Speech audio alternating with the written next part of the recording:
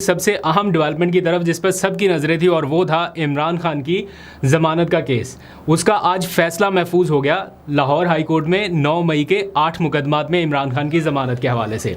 और आज बड़ी तादाद में लोग वहाँ पर पहुँचे हुए थे। पीटीआई के कारकुनान, सपोर्टर्स, इमरान खान के जो पार्टी रहनुमा है वो भी वहाँ पर मौजूद थे। अंदर बाहर खासा रश था। और जब फैसला महफूज हुआ तो सबको ये लग रहा था कि आज ये फैसला सुना दिया जाएगा, जिसके बारे में बताया भी गया था कि आज ही सुनाया जाएगा और कभी इम्कानात थे कि आज उनकी ज़मानत मंजूर हो जाएगी। कम से कम 5 केसेस में तो बताया जा रहा था कि ज़मानत मंजूर हो जाएगी। 3 के बारे में थोड़ा सा डाउट था, लेकिन ज़मानत मंजूरी की आज खबर आनी थी। बहरहाल ये काफ़ी देर इंतज़ार चलता रहा वहाँ पे अदालत में। पहले 1 घंटा गुजरा, फिर 2 घंटे गुजरे और फिर एट द एंड अदालती अमले की जानिब से बताया गया कि जनाब आज फ़ैसला नहीं सुनाया जाएगा, जो महफूज फ़ैसला है वो कल सुनाया जाएगा। अब ये फ़ैसला कल तक महफूज रहेगा या गैर महफूज हो जाएगा, इसका हमें कुछ मालूम नहीं है, लेकिन कल भी उम्मीद की जा सकती है कि कुछ अच्छी खबर इमरान खान साहब के हवाले से आए। क्योंकि आज भी हमने देखा असद कैसर को भी बरी कर दिया गया एक मुकदमे से। तो पिछले 2 दिनों में हम देख रहे हैं कि मुकदमात से बरियत का सिलसिला जारी है। अब देखते हैं इमरान खान साहब को भी ज़मानत मिलती है या नहीं मिलती। अच्छा, मीनवाइल खैबर पख्तूनख्वा असम्बली का बजट वो एक इम्तिहान बना हुआ है अभी भी पाकिस्तान तहरीक इंसाफ के लिए, अली अमीन गंडापुर के लिए। तो आज उन्होंने ऐवान में आके इस इशू को एड्रेस किया और उन्होंने बड़े खुले लफ्ज़ों में बता दिया कि जनाब हम बजट मंजूरी का अमल शुरू करने जा रहे हैं, क्योंकि ये फ़ैसला पीटीआई की सियासी कमेटी और सूबे की पार्लिमानी पार्टी ने, यानी दोनों ने मिल के किया। एक पूरी सियासी क़यादत जो ओवरऑल पीटीआई की है, प्लस वो सारे लोग जो बराह रास्त इसमें शामिल हैं, यानी सूबे की पार्लिमानी पार्टी जो MPAs हैं, उन्होंने ये फ़ैसला किया कि जनाब हमें अपनी असम्बली बचानी चाहिए।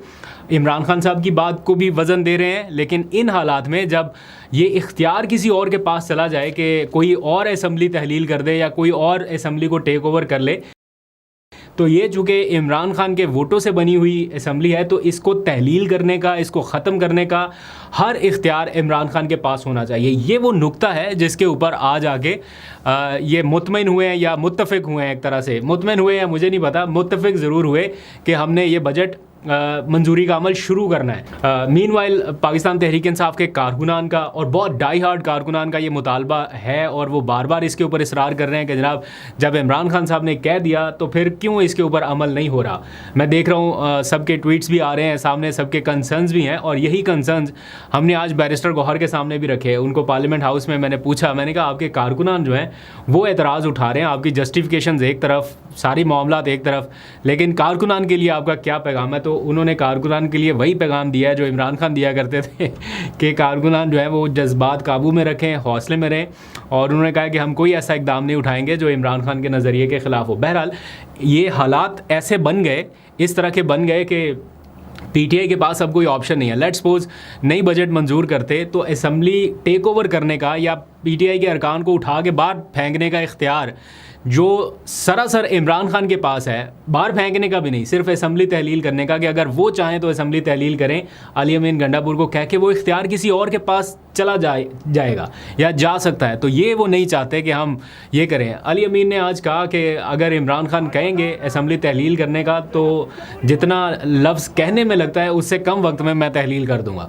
तो बहरहाल देखते हैं। इस सारे मामले में एक इंटरेस्टिंग जो चीज़ आज हुई है वो ये कि कल आपको पता है इमरान खान से मुलाकातों का दिन है और मुलाकातों के लिए लिस्ट भिजवाई जाती है अडयाला जेल, और आज उस लिस्ट में सरप्राइजिंगली बैरिस्टर सैफ साहब का नाम है।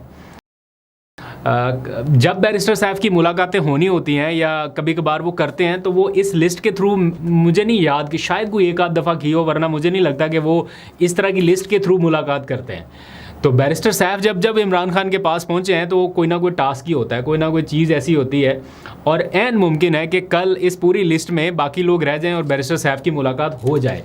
और जब उनकी मुलाकात हो जाए और वो बाहर आके आपको कह दें कि इमरान खान साहब से मुशावरत हो गई है और उन्होंने बजट मंजूरी का कह दिया, ये इम्कानात में से है जो ऐसा लग रहा है कि ये हो सकता है। और फिर कारकुनान जो है वो भी थोड़े शांत हो सकते हैं अगर इमरान खान की तरफ से ही कोई ना कोई मैसेज आ जाए। बट क्या बैरिस्टर साहब के कहे हुए मैसेज को लोग मानेंगे या लोग कहेंगे अलीमा खान की तरफ से ही कोई पैगाम आए तभी? तो देखते हैं अब इस बारे में क्या होता है, आपको कल अपडेट कर देंगे। अब आ जाइए ज़रा पार्लियामेंट हाउस की तरफ, फिर उसके बाद ज़रा चलेंगे प्राइम मिनिस्टर हाउस की तरफ। कौमी सलामती का इजलास हुआ और उसके बाद फिर ज़रा मिडल ईस्ट की सूरत हाल पर भी बात करते हैं, क्योंकि ईरान के ऊपर बहुत बहुत सख्त हमले किए जा रहे हैं इस टाइम, और आज पूरा दिन इसराइल ने जुल्म की हद कर दी है, लेकिन ईरान भी भरपूर जवाब दे रहा है और उसके निशाने भी ठीक लग रहे हैं। लेकिन इसके ऊपर कुछ देर में बात करते हैं। अभी आ जाइए ज़रा पाकिस्तान की पार्लियामेंट पे। आज सबसे पहले तो आगाज़ हुआ एक पाकिस्तान तहरीक इंसाफ के एहतजाज की सूरत में, जो उन्होंने पार्लियामेंट में किया इस ईरान पर होने वाले हमलों के हवाले से। उन्होंने जिस तरह के बैनर्स उठा रखे, अमेरिका मुर्दाबाद, इसराइल मुर्दाबाद, थोड़ा सा लोगों ने कंसर्न का इजहार किया कि अमेरिका मुर्दाबाद की ये पॉलिसी जो है, क्या ये पीटीआई की पॉलिसी इस टाइम है, क्या ये इतना बड़ा शिफ्ट आया, या फॉरेन अफेयर्स से मुताल्लिक इन मामलात में इतना एक्सट्रीम सिचुएशन पे जाना चाहिए एक पार्टी को या नहीं। बहरहाल ये ज़्यादा समझदार लोग हैं, पार्लियामेंट में वक्त गुजार चुके हैं, हुकूमत में भी रह चुके हैं, इन मामलात की नज़ाकत को बहुत करीब से जानते हैं, समझते हैं। ऐसा कोई भी इक़दाम जिसका बराह रास्त फ़ायदा आपके मुखालिफ सियासी फ़रीक को यानी हुकूमत को हो रहा हो और वो बाहर आके बता रहे हैं कि देखें जनाब कल तक ये बात कह रहे थे और आज जनाब ये बात कह रहे हैं, तो इसके ऊपर थोड़ी सी बातचीत वहाँ पे हमने सुनी है। बहरहाल ये उनका अपना पॉइंट ऑफ व्यू है पार्टी का। क्या ये इमरान खान की ही लाइन है या उनकी डायरेक्शन है, I can't say anything, but ये हुआ। उसके बाद आज बिलावल भुट्टो साहब आए पार्लियामेंट में, और आज तो पीपल्स पार्टी वालों का मूड ही बिल्कुल अलग था। आज तो जनाब यूं पीपल्स पार्टी वाले सही जो है ना, क्या कहते हैं, अग्रेसिव मूड में नज़र आ रहे थे। बिलावल साहब, आपको पता है आजकल उनको वो फातेह सफारतकार के तौर पे पेश किया जा रहा है, पेंट किया जा रहा है, ब्रांड किया जा रहा है कि फातेह सफारतकार हैं। उनकी भी बॉडी लैंग्वेज बदली है, उनके आसपास फिरने वाले लोगों की भी बदली है कि पता नहीं ये क्या चीज़ फ़तह करके बाहर से आए हैं, कौन सी सफारतकारी फ़तह करके आए हैं।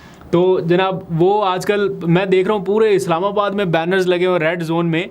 मैं जहाँ से गुजर रहा हूँ जनाब फातेह सफारतकार और पार्लियामेंट के बाहर आसपास डी चौक हर तरफ बैनर्स ही बैनर्स है। खैर, बिलावल ने तकरीर की और उसके बाद अपोजिशन लीडर ने तकरीर करनी थी, उमर अयूब ने, उनको तकरीर नहीं करने दी गई और पीपल्स पार्टी ने किया वहाँ पर एहतजाज। उस मौके पर काफ़ी थोड़ी गर्मा गर्मी सी हुई, लेकिन वो 2 घंटे के लिए सेशन ही मुलतवी कर दिया गया। जब दोबारा सेशन बहाल हुआ तो फिर से कुछ ऐसी तकारीर, वहाँ पे माहौल थोड़ा टेंस रहा।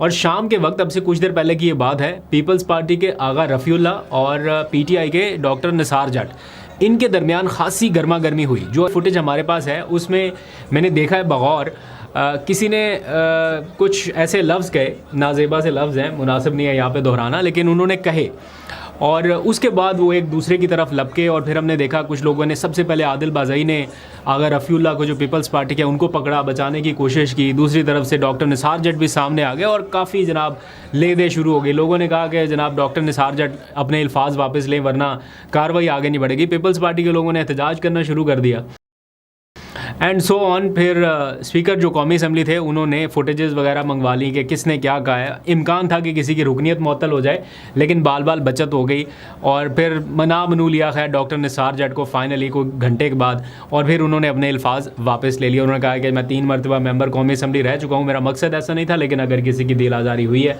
तो मैं माजरत चाहता हूँ। और आगा रफ़ीउल्लाह ने उनकी माजरत कबूल कर ली। ये तो हो गया एक अलग चैप्टर। इस दौरान जमशेद दस्ती की एक फुटेज सामने आई, किसी ने भेजी है, मुझे उसके कॉन्टेक्स्ट का बिल्कुल पता नहीं है, लेकिन मैं फुटेज देख के अब ये सोच रहा हूँ कि ये क्या किया है उन्होंने और क्यों किया है। I am unable to understand right now कि ये जो उनका जेस्चर था, जो उन्होंने जाके, मुझे पहले लगा कि सजदा करने लगे हैं, लेकिन बाद में मैंने देखा वो तो कोई नाक की लकीरें निकाल रहे हैं, कुछ समथिंग लाइक दैट, ऐसा कोई एक्ट कर रहे हैं। और क्यों कर रहे हैं मुझे मालूम नहीं है। और सामने उनकी पीटीआई की क़यादत बैठी है और वो हंस भी रहे हैं और कुछ लोग चुप करके बैठे हैं कि ये क्या बंदा कर रहा है। अब मालूम नहीं है, उनसे मुलाकात होगी तो ज़रा पूछेंगे कि ये उन्होंने क्यों किया, क्या ये वाकई रियल फुटेज है, कोई डॉक्टर फुटेज तो नहीं है, किसी ने कोई एडिट वेडिट तो नहीं कर दी, लेकिन देखने में लग रहा है कि रियल ही है।